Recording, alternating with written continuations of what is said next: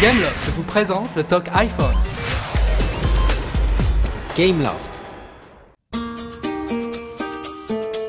Le talk iPhone. Jérôme Colombin, François Sorel. Bonjour à tous et bienvenue dans ce rendez-vous unique que nous vous proposons 2 fois par mois, c'est le Talk iPhone et nous sommes très heureux de vous retrouver. Bonjour Jérôme. Salut François, c'est vrai que tu m'as manqué pendant 15 jours. Moi pas du tout Jérôme, tu sais que pendant 15 jours ne plus avoir de tes nouvelles, c'est un vrai bonheur. Il dit ça mais en fait il peut pas se passer de moi. Non mais c'est vrai. Bon, en plus il s'est passé plein de choses en ce qui concerne l'actualité de l'iPhone ces derniers jours, donc on va essayer de faire le point. On va faire le point avec un spécial aujourd'hui GPS Jérôme. C'est vrai qu'on n'a jamais abordé le sujet du GPS dans le Talk Tu iPhone. sais ce que ça veut dire GPS? Non vas-y, j'ai peur. Guide du paumé solitaire. Guide du paumé solitaire.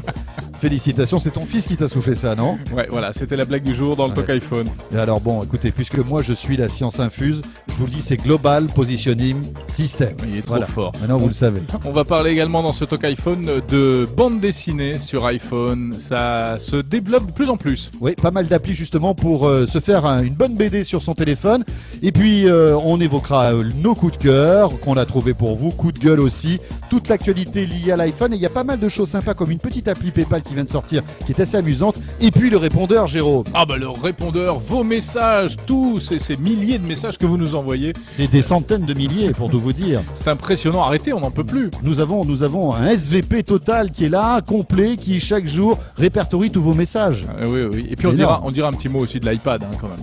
L'iPad dont la sortie se profile début avril aux États-Unis et fin avril chez nous. Voilà, vous savez tout. C'est parti pour le Talk iPhone numéro 11. Bienvenue.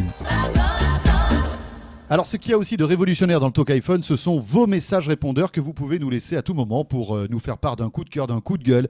Vous avez envie de poser une question à la communauté des auditeurs du Talk iPhone. Rien de plus simple. Vous prenez votre iPhone, vous appuyez sur le bouton dictaphone. Vous nous dictez votre message. Vous nous l'envoyez à l'adresse suivante. Bénédicte. Le Talk iPhone @lachaînetechno.com. Merci Bénédicte. Et puis ensuite, nous recevons vos messages et on en fait une petite sélection dans chaque Talk iPhone. Talk iPhone, rappelons-le, qui est élaboré en collaboration avec le site iPhone.fr et Mobile Magazine. Le répondeur. Salut le Talk iPhone, moi c'est Raphaël Albanese de Liège, Belgique. Salut Raph. Présent.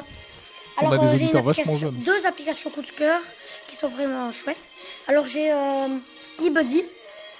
Ça vous permet d'aller sur tous vos comptes mail et de retrouver toutes les adresses email que vous avez sur votre ordinateur, Mac ou PC. Alors, voilà. Et la deuxième application coup de cœur que j'ai trouvée, elle est vraiment géniale, c'est Zoom Photo. ZOOMPHOTO. Très bien. Ça vous permet de zoomer sur les photos. en prenant des photos, quoi. Bonsoir à tous, Iliane à Lille dans le 59. Tout d'abord, je tenais à vous remercier pour votre émission. J'adore le concept. Ça fait 100 euros. Ayant bénéficié d'un certain nombre d'astuces, je me permets de vous faire part de mon astuce, découverte tout à fait par hasard, qui permet de prendre un instantané de ce qui apparaît à l'écran. Donc pour cela, il suffit d'appuyer sur le bouton arrêt suivi du bouton home. Vous entendez le son comme si vous preniez une photo et en vous rendant sur le répertoire des photos, vous verrez l'instantané de votre écran. Pratique. Voilà. Effectivement. Oui, bonjour, c'est Olivier à l'appareil. Je vous appelle de Nouméa en Nouvelle-Calédonie. Après Lille, ça change. J'écoute également le Talk iPhone via le podcast sur iTunes. Bravo. J'aurai une astuce concernant le clavier de l'iPhone. Donc une astuce pour avoir accès aux accents aigus, graves, tout ce qui concerne la langue française. Donc en fait, quand on est en cours de saisie, sur le clavier, on reste appuyé sur le E par exemple, et là on a une fenêtre en plus qui apparaît où on peut sélectionner les différents et accents qui peuvent exister. Et ouais, donc, tout le monde ne le sait c'est pas. une astuce pour pouvoir écrire correctement dans les emails, dans les MMS.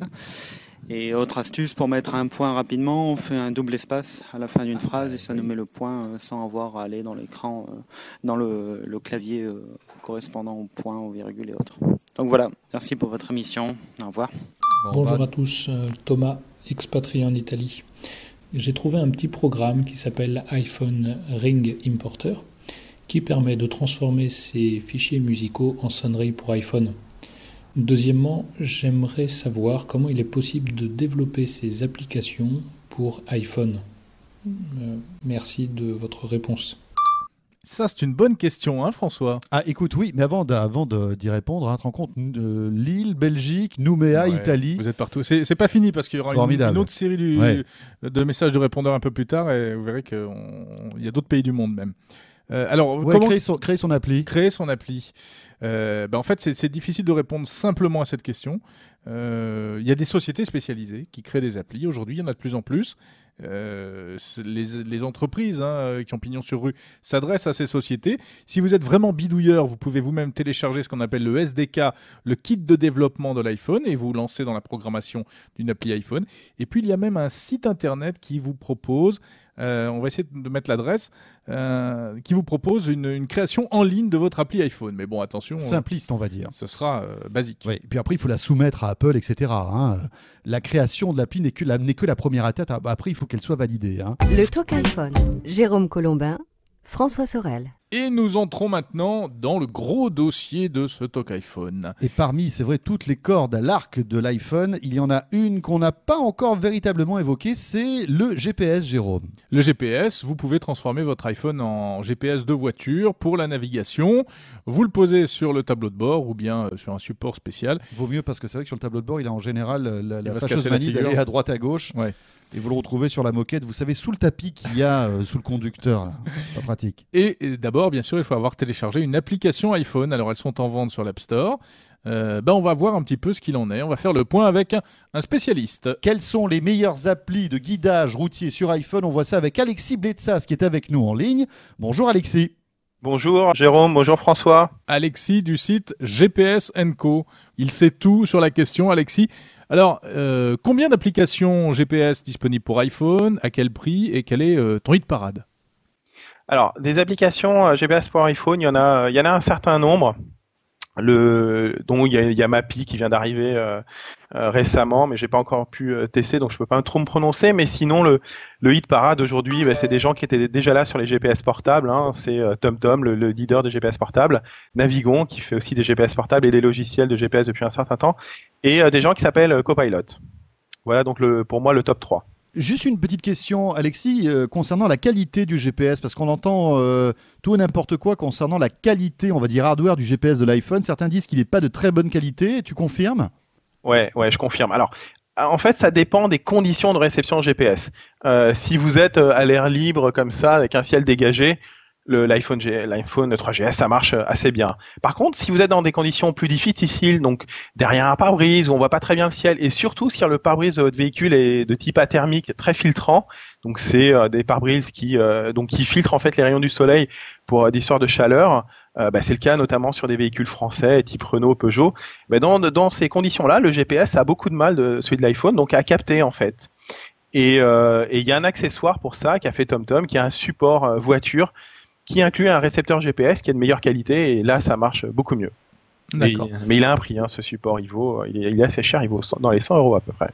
Oui, et puis alors les logiciels eux-mêmes, ils ont également un prix, c'est pas donné non plus. Non, c'est pas donné. Hein. En fait, il y a un peu de tout au niveau prix. Donc TomTom, qui est le plus connu, avec la cartographie de la France, il coûte 70 €. En version Europe, donc avec les pays de l'Europe, il vaut 80 €. Navigon, qui est donc le leader en termes de vente sur l'App Store, il est à 70 € en version France et à 90 € en version Europe, donc des prix similaires. Et en fait, le Challenger Copilot, lui, il est vraiment très agressif en prix, puisqu'il est à 34 € la version France, c'est pas cher, et 65 € pour la version Europe. Alors quand on rentre dans les détails, Alexis, pour avoir testé toi-même tous ces logiciels, on se rend compte que le meilleur qui est, on va dire, TomTom la plupart du temps dans les PND, les GPS portables, en tout cas celui qui se vend le mieux, n'est pas forcément le meilleur sur iPhone. Non, tout à fait. En fait, c'est assez, c'est assez dommage pour TomTom parce qu'ils ont été présents à l'annonce de l'iPhone 3GS, à la keynote avec Apple, donc ils ont été vraiment mis en avant, mais ils ont mis beaucoup de temps à sortir leur logiciel. Et puis, en fait, c'est Navigon qui est sorti le premier et qui a bénéficié de ça, et donc du coup, c'est celui qui se vend le mieux dans l'App Store. Et au niveau fonctionnalité, c'est pas TomTom qui est leader, puisqu'ils sont un peu en retard au niveau des fonctionnalités. Le leader, c'est clairement c'est Navigon et aussi Copilot qui ont des interfaces très réussies avec toutes les fonctionnalités, l'information trafic, les radars, la synthèse vocale pour annoncer les noms de rue. Donc ton hit parade, c'est Navigon en premier. Non, alors mon hit parade en fait, c'est Copilot pour moi en premier. Deuxième Navigon et troisième TomTom. Alors, il y a un autre acteur qui va sortir du bois, si je puis dire, c'est Google qui a lancé un pavé dans la mare il y a quelques semaines de cela en annonçant qu'ils allaient proposer eux-mêmes leur solution de guidage en fait routier, mais totalement gratuit. C'est un coup dur quand même, non, pour tous ces acteurs qui sont implantés, qui sont payants. Oui, c'est un coup dur. Ça remet en cause totalement on va dire le système économique, notamment pour les éditeurs de logiciels de navigation, tel Copilot qui fait que des logiciels. Pour eux, ce qu'a fait Google, ça veut dire clairement qu'aujourd'hui le guidage sur téléphone mobile devient gratuit. C'est plus quelque chose qui a une valeur, ça devient gratuit. Les utilisateurs n'auront plus à le payer, donc il va falloir trouver des services annexes et qui ont de la valeur, comme l'information trafic, pour pouvoir monétiser ça et qu'ils puissent gagner leur vie. Alors, ce qu'il faut savoir, c'est que donc ce logiciel de navigation Google, donc c'est Google Maps Navigation, donc la version avec guidage de Google Maps, il est aujourd'hui disponible aux États-Unis. Ça y est, ceux qui sont aux États-Unis peuvent l'utiliser. Et ça devrait arriver en Europe. On n'a pas de date. On pense que ça pourrait arriver peut-être cet été. Voilà. D'accord, donc il faut surveiller ça de près. Et j'en profite pour faire une aparté. Cette annonce qu'a fait Google, le fait que ce soit gratuit, ça a eu un impact très très important, puisque aujourd'hui, alors que sur l'iPhone c'est encore payant, par exemple Nokia a décidé que son logiciel de navigation GPS serait gratuit sur tous ses smartphones. Donc ça c'est quand même un sacré cadeau. Ouais, c'est un sacré cadeau pour les utilisateurs. Alexis, dernière question. On reste dans le domaine des GPS. Alors il y a un outil en ce moment qui a énormément de succès, c'est l'avertisseur de radar. L'avertisseur de radar est aussi disponible sur l'iPhone. Tout à fait. Comme un téléphone mobile, il suffit d'avoir un récepteur GPS et une connexion Internet et on peut avoir un avertisseur de radar. Et l'intérêt, c'est qu'on a un avertisseur de radar fixe. Donc ça, c'est assez facile. C'est une liste de points GPS et ça sonne quand on approche de ces points. Mais l'intérêt aussi, c'est d'avoir, grâce à la connexion Internet, la liste des radars mobiles. Donc c'est-à-dire que quand un utilisateur voit un radar mobile sur la route, il appuie sur son téléphone et ça prévient les autres utilisateurs. C'est l'appel de phare du 21e siècle. Et d'ailleurs, il y a quand même une certaine interrogation en ce moment concernant Coyote, qui est un service payant et quand même assez coûteux, je crois que l'abonnement est à 12 € par mois, Coyote, plus un appareil qui est quand même assez cher. Sauf que ce système-là est disponible gratuitement sur l'iPhone. Alors, c'est assez surprenant parce que sur l'iPhone, en général, on arrive à monétiser, à vendre des logiciels, ce qui n'est pas forcément le cas sur d'autres plateformes. Et contrairement aux autres logiciels, le logiciel Coyote, donc la version Coyote pour l'iPhone est gratuite, alors que sur les boîtiers, c'est assez onéreux. Mais je pense que l'intérêt de Coyote pour ça, c'est de faire connaître en fait ces boîtiers. Et la version iPhone de Coyote, on va dire, n'est pas aussi de bonne qualité que celle payante sur les boîtiers. Alexis Bessas, merci beaucoup et rappelons que tu es le rédacteur en chef du site gpsnco.com qu'on vous invite évidemment à découvrir avec entre autres le test d'un potentiel concurrent de l'iPhone, c'est le HTC Legend qui est très attendu, qui est le dernier HTC tournant sous Android. Voilà, et puis en matière de navigation routière toujours, il y a des choses un petit peu étonnantes comme cette application dont on voulait vous parler aussi aujourd'hui qui s'appelle Waze, W-A-Z-E, c'est un GPS communautaire, François, tu l'as testé. Voilà, exactement, et c'est une start-up israélienne qui vient de lancer ce système-là, qui arrive un peu partout en Europe, ça vient d'être lancé en France. C'est vrai qu'un GPS en général, ça te dit par quel chemin tu dois passer pour aller d'un point A à un point B. Ça, c'est pas ça. Quand tu sais pas où tu vas. Quand tu sais pas où tu vas. Là, c'est pas ça, c'est que en fait, il va mémoriser tes trajets préférés et te dire avant que tu partes s'il y a des embouteillages sur ce trajet. Ah oui, le matin pour aller au boulot, etc. Exactement. Et comment ça marche ? Ça marche, c'est tout simple. Tu installes Waze donc sur ton iPhone, c'est une petite appli gratuite. Tu mets ça dans ta voiture. Lorsque tu fais ton trajet, soit tu signales par toi-même en appuyant sur un petit bouton qu'il y a des embouteillages, soit l'appareil va le détecter tout simplement parce que tu es à l'arrêt. Donc il va se dire, tiens, il est à l'arrêt sur son trajet maison-boulot. Donc, je vais signaler qu'il y a un souci, des travaux ou bien l'embouteillage. Et cette information qui a une valeur va être remontée sur les serveurs et elle va servir aux autres personnes qui vont prendre ce trajet, en fait. Bon, c'est pratique. Waze, donc, à découvrir également.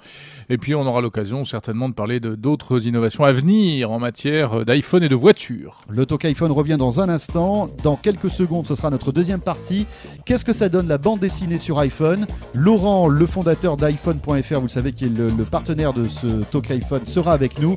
Et puis les coups de cœur de la semaine, les coups de gueule aussi, et vos messages répondeurs. À tout de suite.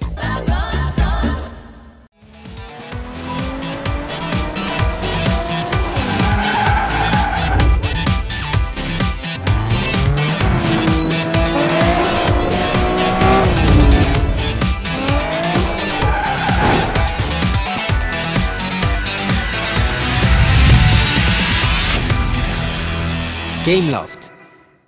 Le répondeur. Bonjour à toute l'équipe du Talk iPhone. Donc, je vous envoie ce message en réponse au message de Caroline concernant une application qui permet de prendre le contrôle à distance du PC. Eh bien, j'en ai trouvé une qui vient juste de sortir et qui est facile d'installation et en plus gratuite. Donc, elle se nomme TeamViewer. Donc, TeamViewer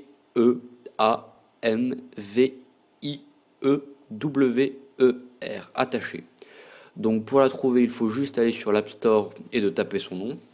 Il y a 2 versions disponibles, mais je conseille la version gratuite qui suffira amplement. Et pour le PC, le logiciel se trouve sur Internet sous le même nom. Bonjour le Talk iPhone, je m'appelle Baptiste et je voulais répondre à une question de votre émission. Comment voir et contrôler l'ordinateur sur l'iPhone ?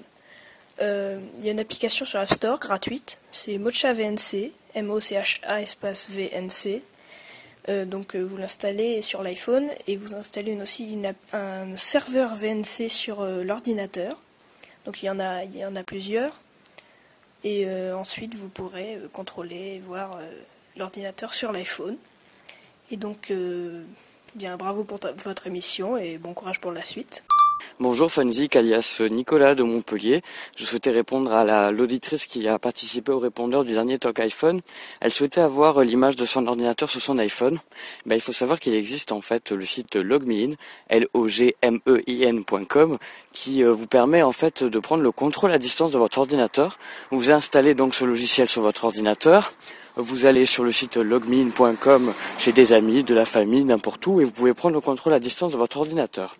Il existe donc une application sur l'Apple Store qui vaut 23,99 €, qui vous permet donc après installation sur votre ordinateur et de l'application sur votre iPhone, de prendre le contrôle à distance de votre ordinateur et donc d'avoir l'image de votre ordinateur sur votre iPhone. Voilà, j'espère avoir répondu, lui a donné une piste. Et continuer le Talk iPhone puisque ça nous permet d'avoir plein d'infos sympas. Salut le Talk iPhone, Olivier de l'Assomption en banlieue de Montréal au Québec. Je vais vous parler d'une application qui se nomme RemoteJR, RemoteJR, qui sert normalement de télécommande mais qui peut permettre aussi de prendre possession, le contrôle de son ordinateur à distance et de voir en temps réel, en Wi-Fi ou 3G, l'écran de son ordinateur. Et de partir n'importe quel programme présent. C'est même facile d'ouvrir sa webcam et son micro, et ainsi entendre ce qui se passe autour de l'ordi. La configuration est très simple pour le Wi-Fi. Pour le 3G, il faut entrer certains paramètres dans son routeur. Cette application pourrait s'appeler « Je pirate mon ordi » et fonctionne sur Mac et PC. Merci, continuez ce que vous faites, c'est super. Bonjour, c'est Nathalie. Demandez si gentiment, j'étais obligée de laisser un nouveau message. Cette fois, c'est plutôt une question. J'aimerais savoir, puisque je suis une iPhoneuse accro et qui est toujours en manque de batterie, que faire ?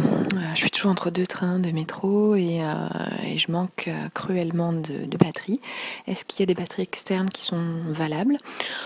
Ou est-ce que vous me conseillez d'attendre la prochaine version de l'iPhone avec une batterie amovible ? Merci de votre réponse. Nathalie, la plus belle voix du Talk iPhone. Ah oui, qui est un peu la star de ce Talk iPhone, hein, Jérôme. Nathalie, moi je te propose un truc concernant tes problèmes de batterie. Nous sommes prêts, Jérôme et moi, à venir t'apporter les batteries à chaque fois que la tienne est vide. Si tu veux, ça, il n'y a aucun souci. Je suis un homme marié, moi, monsieur. Moi aussi.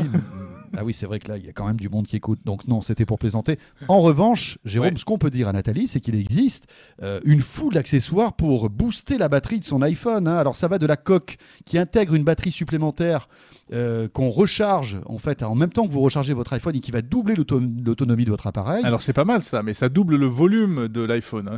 Si tu le mets dans la poche, bon. Mais l'avantage, c'est que c'est quand même compact et accroché à l'iPhone. Après, il existe des petits boîtiers que tu utilises régulièrement. Oui, moi j'ai un truc un peu plus artisanal. C'est un petit boîtier dans lequel il y a 2 piles et puis là-dessus on branche le câble traditionnel de l'iPhone pour recharger le téléphone. Mais ça fait un peu brinque-ballant. Il y a des fils qui traînent, quoi. Voilà. Et puis on salue aussi notre auditeur de Montréal, hein, toute la communauté francophone qui est de l'autre côté de l'Atlantique, qui est très nombreuse, on le sait, à nous écouter. On vous salue. Coup de cœur. Le coup de cœur du Talk iPhone, c'est une application. Le coup de cœur. Ça, c'est mon jingle. Je préfère la voix de Bénédicte. Ouais. C'est une application pratique, qui est vraiment pratique en plus. Ça tombe bien si elle est pratique. C'est PayPal. Nouvelle mise à jour de l'appli PayPal sur l'App Store. Ça vous permet d'échanger de l'argent virtuellement via l'iPhone avec un ami. C'est très bien ça, effectivement. Il faut installer donc cette application qui est gratuite. Je veux te donner 10 € parce que tu m'as rendu un petit service qui vaut 10 €, Jérôme. Par exemple, je sais pas, moi, tu as garé ma voiture. Ou, ça vaut beaucoup plus. Ça vaut. Attends, 10 €, c'est pas mal. Non, 10 €, ouais, c'est le prix d'un voiturier à Paris, c'est normal. Donc là, je vais rentrer. En fait, je vais rentrer dans l'application. Toi, tu rentres dans l'application, on est à côté. Je vais sélectionner la somme que je veux te donner. Ouais. On va rapprocher les deux iPhones. Alors ça, c'est rigolo. Il faut les cogner comme ça pour. Voilà, les bimer en quelque sorte. Pour faire la connexion entre les deux. Ils vibrent. Là, on accepte la connexion et je vais pouvoir te donner cet argent très facilement. Et cet argent va partir de mon compte PayPal pour aller vers le tien. C'est pas beau ça. C'est formidable. Bon, et alors attention parce que PayPal, il y a toujours quand même le deuxième effet qui se coule, c'est la petite commission.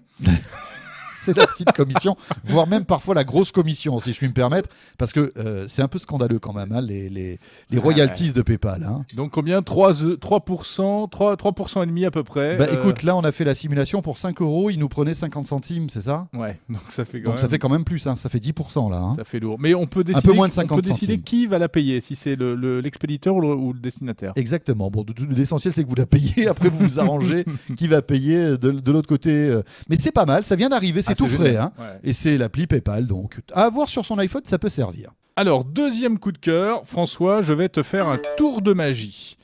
Voilà. Ah, tu sais que j'adore ça, la magie. Hein. Sur mon iPhone, 4 pièces, 20 centimes, 50 centimes, 1 €, 2 €. Je retourne l'iPhone. Et maintenant, je te demande de choisir une pièce et de me dire celle que tu as choisie. Celle de 2 €. Celle de 2 €. Ouais.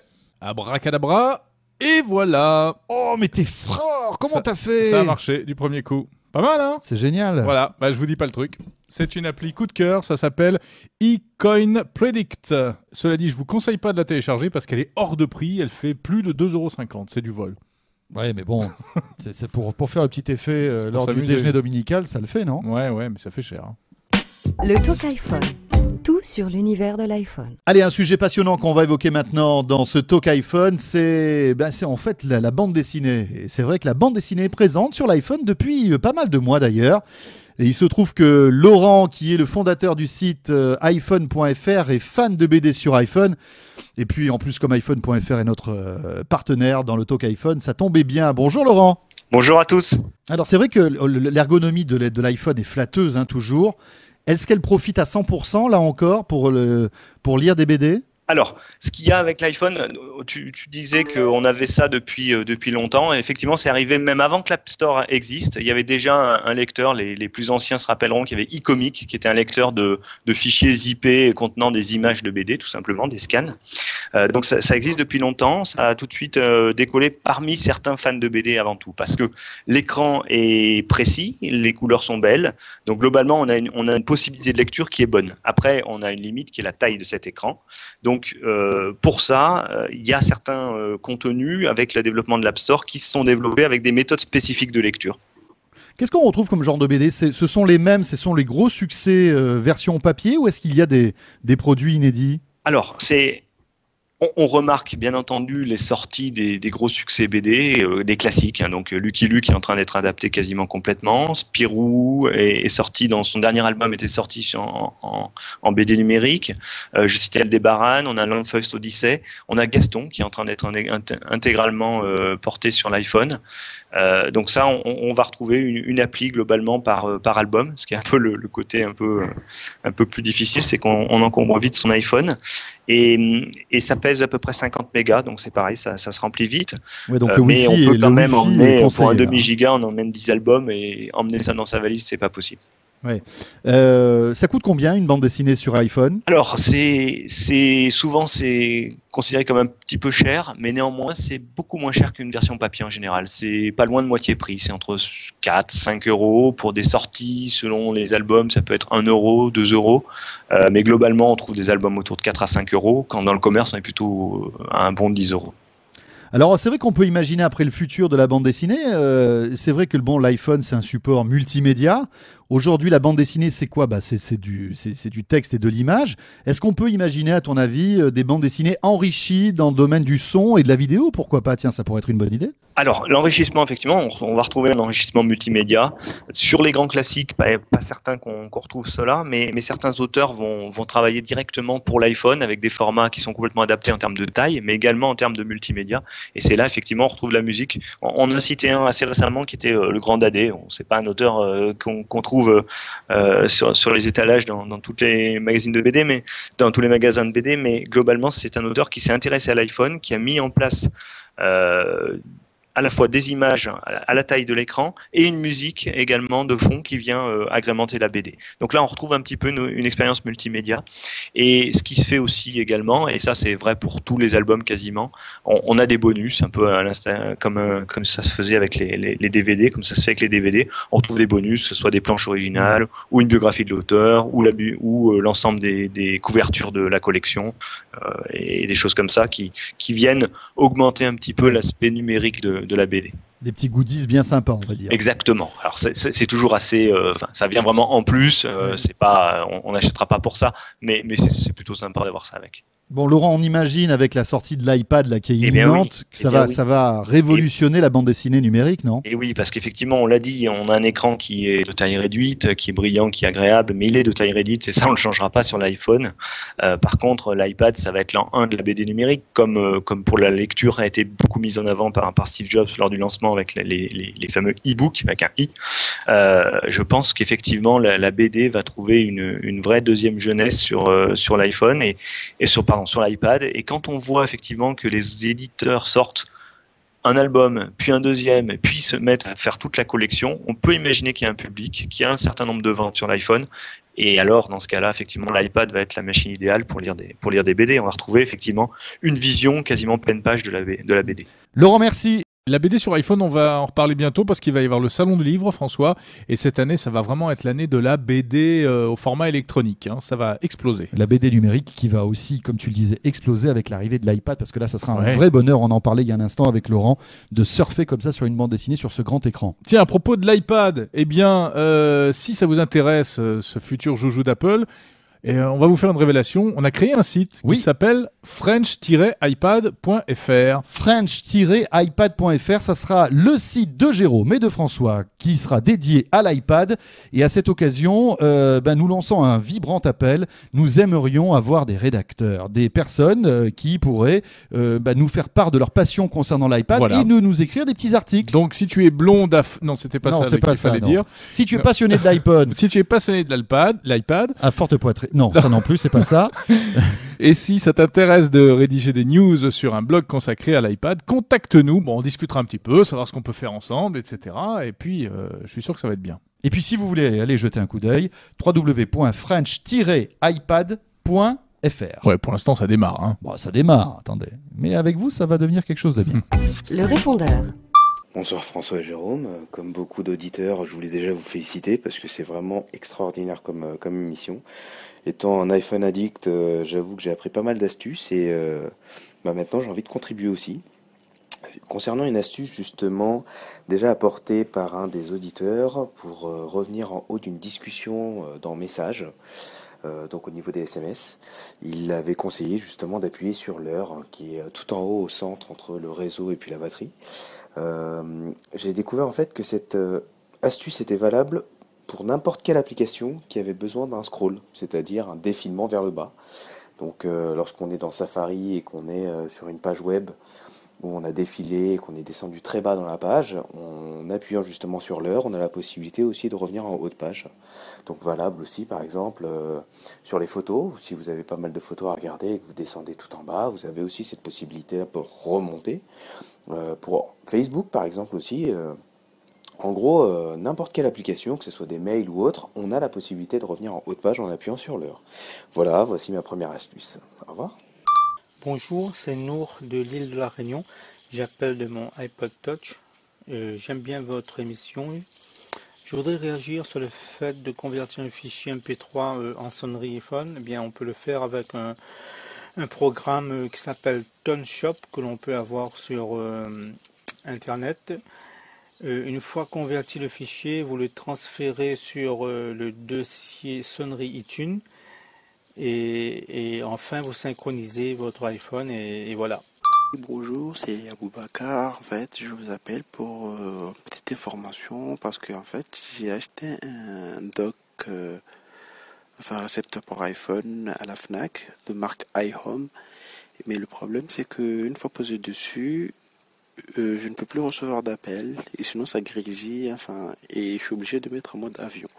Et donc je voulais savoir s'il n'y avait pas une astuce justement pour pouvoir y remédier. Donc voilà, merci beaucoup et merci encore pour votre émission qui est géniale. Merci. Bonjour Jérôme, bonjour François, c'est Ahmed de Levallois-Perret. D'abord, félicitations pour votre émission. Moi, j'aurais une petite question à poser qui a déjà été posée dans un ancien Talk iPhone, mais pour l'instant, il n'y a pas encore de réponse. Je voulais savoir est-ce qu'il serait possible, il y a une possibilité de s'abonner à des podcasts directement à partir de son iPhone. Imaginez, ce serait super sympa d'avoir directement le nouveau Talk iPhone dès qu'il est apparu en podcast, le retrouver sans son iPod instantanément, ainsi de suite pour toutes les émissions, parce que pour l'instant il faut y aller une par une et c'est assez fastidieux si on n'a pas envie de passer par l'ordinateur. Merci et à bientôt. Bonjour, Bastien d'Orléans. Alors d'abord bravo pour votre Talk iPhone, c'est magnifique, c'est super. Et voilà, c'était pour demander quel est selon vous le meilleur client Twitter pour iPhone. Voilà, merci. Ça, c'est une bonne question. Moi aussi, j'adore Twitter. Malheureusement, on ne peut pas, comme ça, en 2 mots, dire toutes les applis Twitter. Personnellement, j'utilise TweetDeck, que je trouve plutôt pas mal. Mais qui est un fil d'infos de tweets assez efficace. Oui, puis en plus, ça permet d'agréger également le compte Facebook. Donc, on a tout sous la main, en fait. Et moi, j'utilise de temps en temps, je suis moins un Twitter maniaque que toi, mais j'ai installé SimplyTweet, qui est pas mal non plus. Ouais, on en avait déjà parlé, je crois, dans un précédent numéro du Talk iPhone. Bon, Jérôme Colombin, avant de se dire au revoir, un mot aussi sur notre autre partenaire Mobile Magazine, qui, vous le savez, est présent dans chaque numéro du Talk iPhone, avec toujours ce hors-série très réussi sur une espèce de panorama de toutes les applis disponibles pour l'iPhone, et Dieu sait s'il y en a beaucoup, il y en a plusieurs centaines. Ouais, c'est vraiment bien, ils en ont testé des centaines. Voilà, et donc si vous avez envie d'avoir une espèce de panel de toutes les applis disponibles, les meilleures, je vous invite à donc vous procurer ce hors-série donc édité par Mobile Magazine, qui est dans les kiosques en ce moment. Hein. Absolument. Et ils sont en train de préparer le nouveau numéro. Bah ouais, c'est pour ça qu'ils n'étaient pas dispo pour venir aujourd'hui même. Et on en parlera, mais on les retrouvera dans 2 semaines. On se retrouvera tous dans 2 semaines pour le 12e épisode du Talk iPhone. Cette grande aventure se poursuit. Vous pouvez nous retrouver, vous le savez, sur www.letalkiphone.com et également sur iTunes, sur la chaîne Techno, enfin partout. Sur Facebook aussi. Et puis n'oubliez pas de nous laisser vos petits messages via le petit dictaphone. Ouais, désolé pour ceux qu'on n'a pas pu passer aujourd'hui, mais il y en a tellement. Bon, voilà. Ça sera peut-être la prochaine fois. Hein. Enfin, toi, j'ai pas pu te couper, c'est ça là, qui est dommage. Bah oui, mais c'est-à-dire que moi je suis là, donc tu peux pas me couper. Allez, ciao, bye. Salut à tous. Le Talk iPhone. Jérôme Colombin, François Sorel. Gameloft vous a présenté le Talk iPhone. Gameloft. Ah, t'es bien emmerdé maintenant. Hein. J'ai oublié ce que je voulais dire. Ah oui. Attends, c'est fou. C'est con parce que j'avais fait un beau début, moi. Non, t'as saturé à un moment. Ah. Donc on va refaire.